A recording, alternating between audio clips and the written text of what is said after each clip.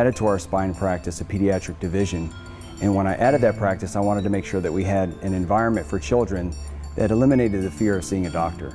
And what I did back then was I created a coloring book, essentially, with characters that were in color on one side of the page and then a blank image of the same characters on the other side, really as a waiting room brochure. And the idea there was to introduce children to the terms that they may hear from their doctor, to teach them a little bit about STEM topics, science, technology, engineering, and mathematics, but also to introduce the idea of medicine in a way that was exciting and fun and hopefully inspirational. With this STEM-based comic now, we've gone from school to school and from charity event to charity event, supporting these different organizations, usually child-oriented. A lot of times it's children with cancer, sometimes orphanages and things like that that are really geared towards getting kids involved. And then we've been going to schools, elementary schools and middle schools, talking to the kids about science. We bring a whole cast of superheroes and a couple of villains. We have 26 characters in all so far in the comic, but we have about 7 costumes that we bring around, including my costume as E-Incision.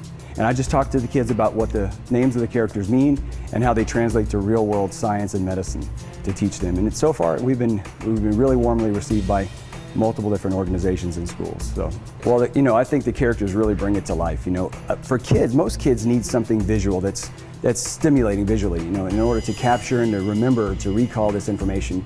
Education, not to be critical of the education system, but education in America has really gotten away from the kinesthetic learning. And if you look at countries around the world, like Finland, for example, who are ranked #1 in education, we are, for example, 37 or 35 in math and 27 in science. So we have a long way to go. America should be 1, 2, or 3, in my opinion, in my humble opinion. But I think that the first step in getting there is creating educational platforms that are interesting and exciting to kids. We have so much technology nowadays. There's no reason not to incorporate visual learning. So the core group of the OsteoCorps is led by 3 different characters.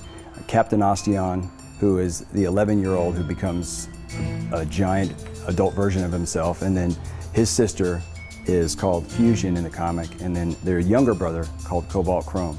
You'll see that the powers and the names have a lot to do with medical terminology, whether it's a cell type or a specific power that we have in our body. It's been translated into the superhero world. So Captain Osteon, as you can see, one of the powers that he has is that his muscle cells have been optimized. But Captain Osteon is in some ways the leader of the OsteoCorps because he actually has multiple cell types that have been optimized. His neurons have been optimized as well, so he's very fast. His strength, osteoblasts have been, his myoblasts have also been optimized.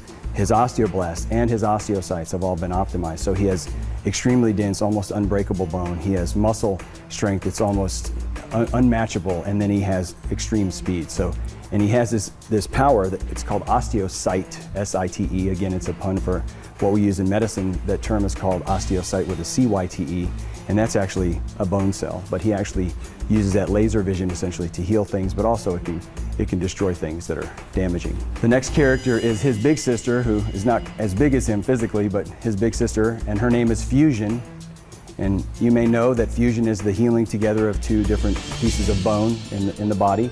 And so her power is the osteoblast, and it's literally a blast. She has a laser blast that she can shoot from her hands that heals damaged tissue and bone, and she can actually create a force field with it as well, and she can fly. They can both fly. So this is Cobalt Chrome, and he's really that tall. So Cobalt Chrome in the comic is 10 feet tall, 5,000 pounds. He's made out of solid cobalt chrome metal.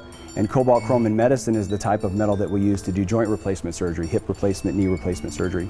And so his power is he has an indestructible body made of metal that cannot be broken.